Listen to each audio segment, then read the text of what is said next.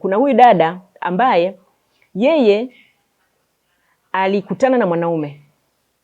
Alipokutana na huyu mwanaume akamwambia kwamba nilikuwa na mke na watoto kwa miaka zaidi ya 10. Maisha yalikuwa magumu sana na yule mwanamke ameniambia kwamba mimi sitaweza kuishi na mwanamke mwingine yoyote. Kwa hiyo nimekutana na wewe na kuomba univumilie, nataka nipambane sana nibadilike ili niweze kuishi na wewe, kwa sababu nilisikitika sana baada ya kumwacha yule mke wangu wa kwanza. Kwa hiyo huyu dada niliyekutana naye akaingia kwenye mahusiano, kwenye ndoa na huyu mwanaume, na ameishi kama malkia, ameishi kwa furaha sana. Sasa ukiniuliza mimi, haya maisha aliyoishi huyu dada kwa furaha sana ni matunda ya kazi kubwa aliyoifanya yule mwanamke wa kwanza.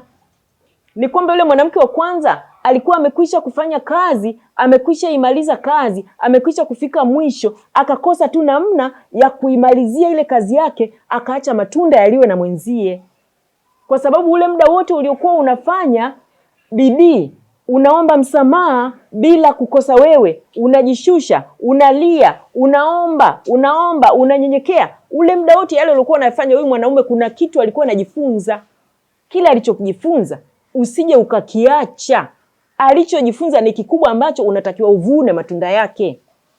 Lakini pia there's a lot at stake. Kuna vitu vingi sana. Kama umeshakaa miaka 8 na huyu mwanaume, na wewe mwanamke wa aina hii, mwanamke mwenye akili ya kuweza kuwaza kwa kumaanisha kwamba anataka kutunza ndoa yake, haiwezekani ukakaa na huyo mwanaume kwa hasara. Lazima mmejenga, lazima mmenunua viwanja, lazima mmenunua mashamba, na yamkini kwa neema ya Mungu mna watoto. There's a lot at stake. Kuna vitu vingi hapo ambavyo vinaweza vikapotea, ukajikuta umeingia kwenye hasara. Na mimi niseme, mwisho wa siku maamuzi huwa ni yako mwenyewe.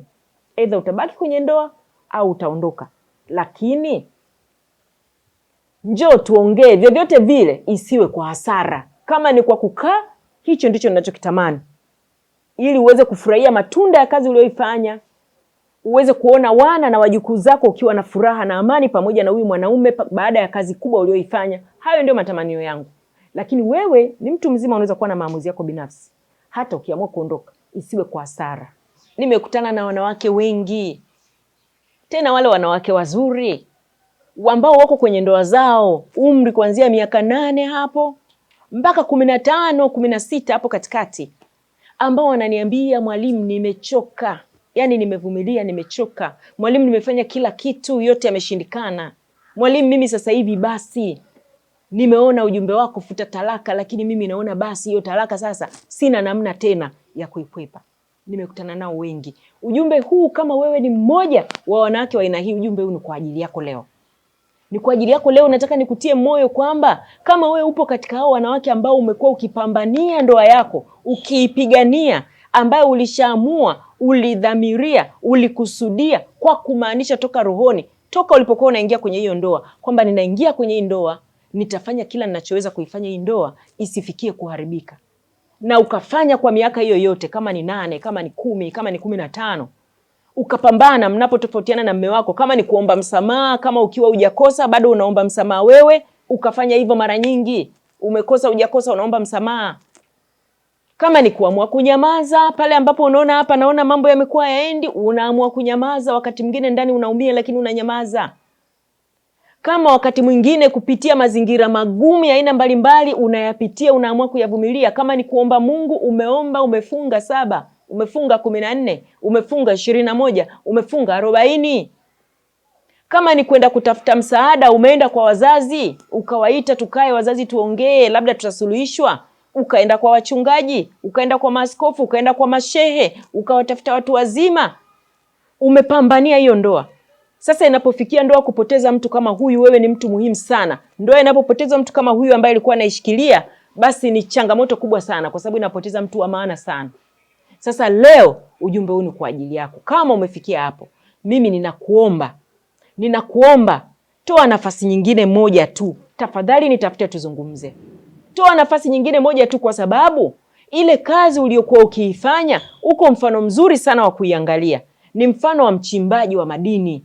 Siku moja nilikuwa naangalia kwenye picha moja hivi katika WhatsApp zinazopita. Mchimbaji wa madini amechimba amechimba mwamba mkubwa, mlima mkubwa, amechimba, mikono imetoka damu, amechimba, jasho limetoka, mwili umekwisha kwa kukonda, lakini amefika mahali anasema kwa kweli sasa nimechoka. Lakini anapofikia amechoka, ni kunahitaji shoka jingine moja tu. Kuna dhahabu kubwa sana iko hapo mbele. Shoka jingine moja ndio linalohitajika. Mwanamke mwenzangu, shoka jingine moja tu ndio linalohitajika ili uweze kuvuna lile jasho ulilokuwa ukipanda miaka yote. Shoka moja tu limebaki. Nataka nikutie moyo, tafadhali nitafute kabla hujafanya hayo maamuzi. Nasikia msukumo sana huku ndani. Nitafute kabla hujafanya hayo maamuzi. Shoka moja tu limebaki, uvune kazi kubwa uliokuwa unapanda kwa miaka 10, miaka 8, miaka 15. Kazi kubwa na maombi mengi uliofanya wala hayajapotea. Nitafute, usifanye hayo maamuzi. Naomba nikutie moyo, nitafute. Tuzungumze. Shoka jingine moja ndio lilobaki.